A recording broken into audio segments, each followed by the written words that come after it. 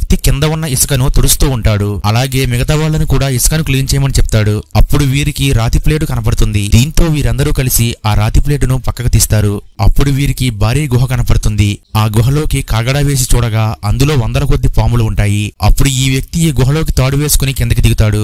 తన దగ్గర ఉన్న ఆయిల్ ను పాముల మీదకు పోసి నిప్పండిస్తాడు. అప్పుడు ఈ పాములు వీళ్ళకి దూరంగా ఉంటాయి. ఆ తరువాత ఈ వ్యక్తి తన స్నేహితుడితో కలిసి గుహలో వెతుకుతూ ఉంటాడు.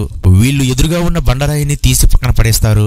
ఆ తరువాత అందులో చూడగా వీరికి రాజుల కాలం నాటి బంగారు పల్లకి కనపడుతుంది. వీళ్ళు దీనిని జాగ్రత్తగా చెక్కపెట్టెలో పెట్టి గుహలో నుండి పైకి పంపించేస్తారు.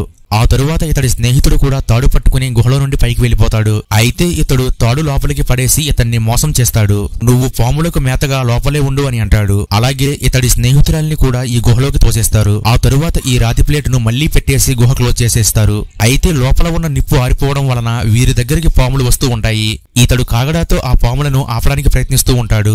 తర్వాత ఏం జరిగిందో తెలుసుకోవాలంటే వీడియోని లైక్ చేసి నెక్స్ట్ పార్ట్ ని కామెంట్ చేయండి.